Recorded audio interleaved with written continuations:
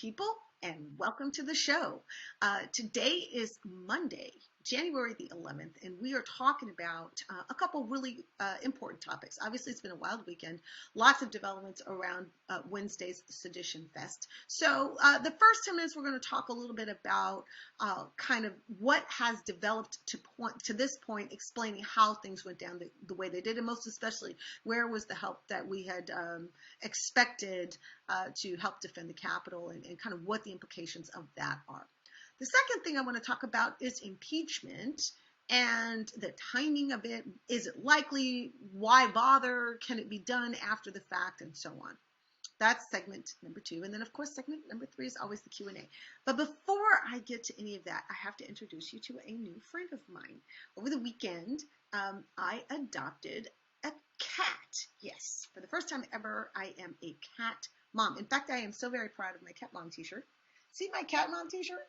It is so cute. I adopted a 3-month-old boy cat, and his name is Ziggy. And here's Ziggy.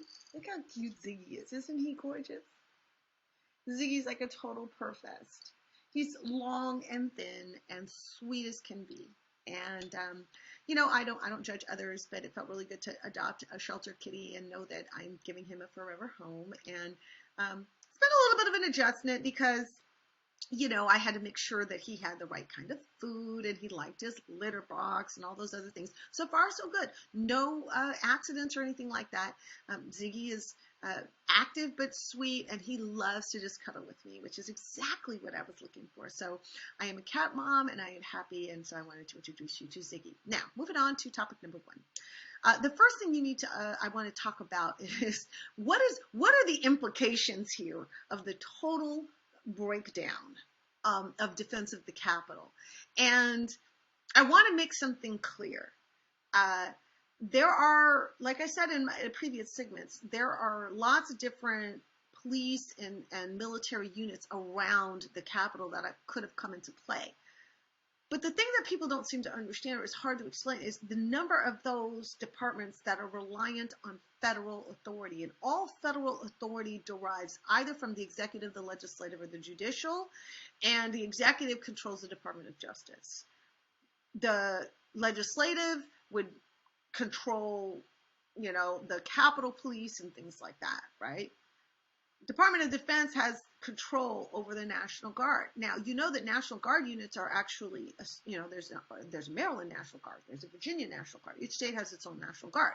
But nevertheless, they're trained and they are supplied by the Army. So if you have control of the Pentagon, you have control of those National Guard units. That's what it really meant when you saw the stories about Pelosi and Schumer calling Maryland and Virginia National Guard, which are the closest ones to them, both Governor Hogan and Governor Northam, a Republican and a Democrat, being more than willing, desperately trying to get their National Guard members to go, you know, to get them on site, and they're not being approved. Well, who had the authority to approve that? Is it the governors that call them up? Answer, yes it is. However, those folks are actually Army members, and their Army chain of command answers up the DOD, Department of Defense chain of command. And if you've ever worn a uniform, you know that you may be answerable to a base, you may be answerable to a ship, you may be answerable to a unit commander, but your chain of command is the person immediately above you. And if the person immediately above you says stand down, you stand down, because you're not allowed to kind of just make up your own mind about these things. So if the person above you says stand down, you don't go. If the person above them says stand down, they don't go, right? So you have, like, for example, when I was in Bahrain, I was stationed in Bahrain. My boss was stationed in Naples.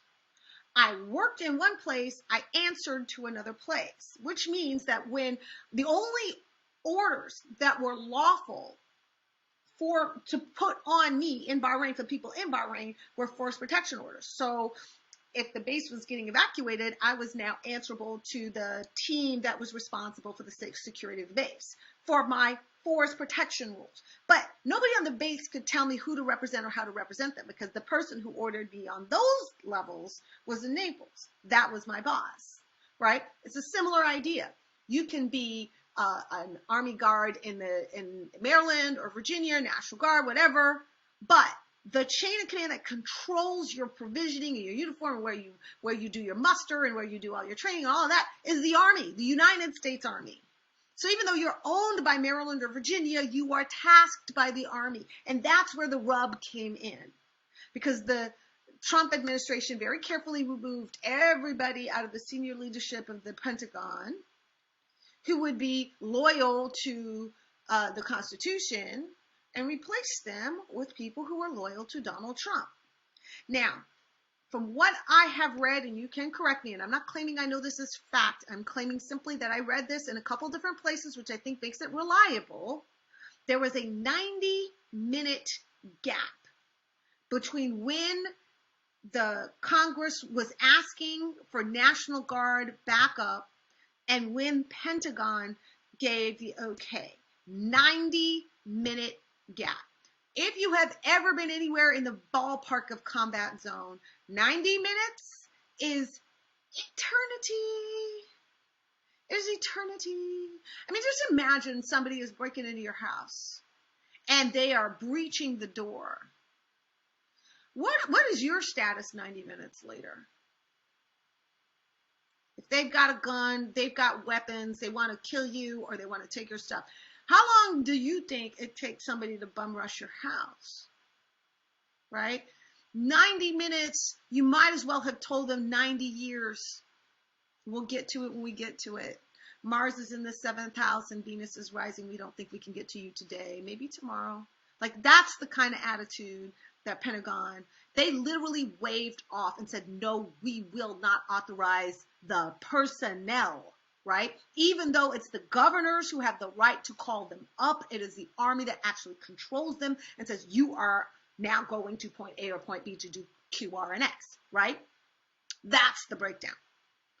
I hope you understood that, because some folks don't understand the relationship between a state National Guard and the Army DOD, which is federal, right? Because it's kind of weird how that all, but that is what happened. And it was different in Michigan, right? In Michigan, the Michigan National Guard, somehow they got the authorization to go in and they handled it, and that was all good. But I want you to contrast, if you will, how the Black Lives Matter protests were handled vis-a-vis how this was handled. Now, please understand that there was way more heads up and prep time for what happened Wednesday than there was for the BLM protests, because the BLM protests were principally organic, meaning people got on social media and said, we're meeting at the bridge, let's go, right? Have no idea who's going to show up, what they're going to bring with them, right? And it was very, like, virtually nobody with weapons. It wasn't that kind of thing. I mean, it was just every kind of race, every kind of age. People just left their houses and started walking, right? And all of a sudden they saw other people leaving their houses and walking. And the next thing you know, you've got this march going. That is how organic it was. And given how organic it was, what happened was that it was happening day after day after day, and that's what gave, law enforcement and military forces the ability to get into place, was that the marches were happening sequentially every day, so they were like, okay, we're going to have to be prepared. But if you remember the militarization that was showed up in Washington, D.C., when there was no indication that there was an intent to breach the Capitol, nobody ever said anything about attacking the Capitol, nobody said anything about taking back our country, like nobody was talking about insurrection, nothing like that. Nothing like that, right? But if you remember, they had tanks, they had people movers, they had armored, they had stood in formation. They called up law enforcement officers from ICE and other federal departments like ATF and stuff like that. Bill Barr brought in the whole crew, the whole posse, right, to defend against unarmed civilians who had no intention of breaching the Capitol and never even tried. Remember the pepper spray, the mustard gas, right? Like, you remember all that. You saw that. Because in the minds of people on the right, containment of black people is a top priority because they've been taught to believe that black people are just wild outragers, which is so interesting to me as a black person who's lived this life in this skin, how little we actually rage as compared to what we ought to, what we have a right to rage about, right?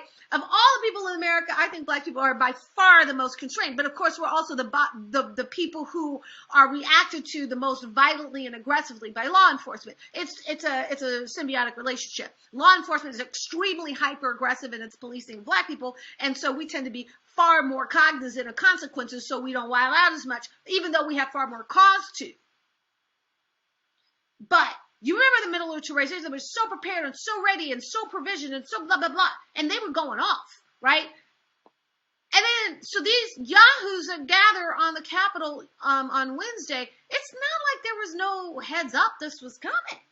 Like, they knew it was coming. Everybody. So how could they be caught off guard? It's not like, it wasn't organic organizing. They had t-shirts. Like, they had Dayton printed and stuff. You know, like you can't say that was organic. It wasn't organic. It was well planned, well trained, and they had help from the inside. But if you want to know why there was a rub there, is because people at the Pentagon betrayed their country. That's why. And we're going to get to the bottom of that. I don't exactly know when, but we will. And we'll talk a little bit more about this as the days and weeks go on. But that's kind of what it really means is. What it really means is we had traitors in the Pentagon. That's what it really means. All right. That's it for section 1. I'll see you on section 2.